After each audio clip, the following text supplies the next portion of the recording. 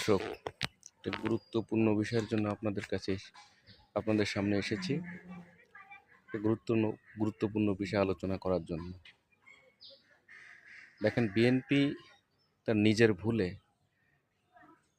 বিপদে পড়তে যাচ্ছে।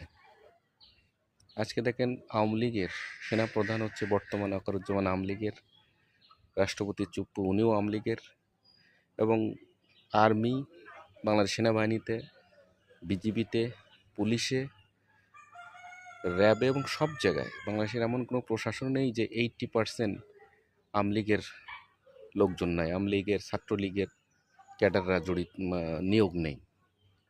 এখন এমন একটা পরিস্থিতি হয়েছে দেশে, আওয়ামী লীগ কিন্তু বিভিন্ন স্থানে ঝটিকা মিছিল দিচ্ছে, অর্থাৎ আওয়ামী লীগ তাদের নিজস্ব ক্ষমতার জানান দিচ্ছে।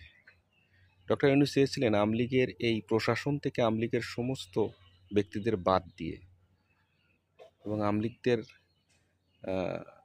ক্যাডারদের বাদ দিয়ে একটা সুন্দর প্রশাসন গড়তে এবং একটা দেশ সুন্দরভাবে সংস্কার সাধন করে দেশটাকে একটা সুন্দর জায়গায় নিয়ে যায় নির্বাচন দিতে। কিন্তু বিএনপি ভাবছিল যে ডক্টর ইউনূস হয়তো আর ক্ষমতাতে নামবে না।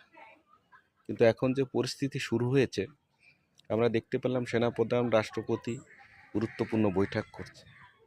এমন হতে পারে খুব শিগগিরই হয়তো জরুরি অবস্থা জারি হতে পারে। আর যদি এই জরুরি অবস্থা সৃষ্টি হয়, তাহলে কিন্তু এর জন্য বিএনপি দায়ী থাকবে। জামাতের কিন্তু কিছু হারাবার নেই। জামাত যা হারার তা হারিয়েছে।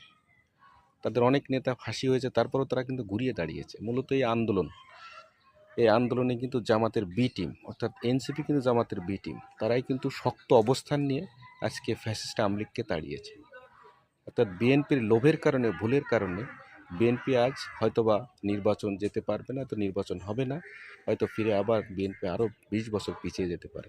এখন দেখার বিষয় দেশের অবস্থায় কি হতে যাচ্ছে।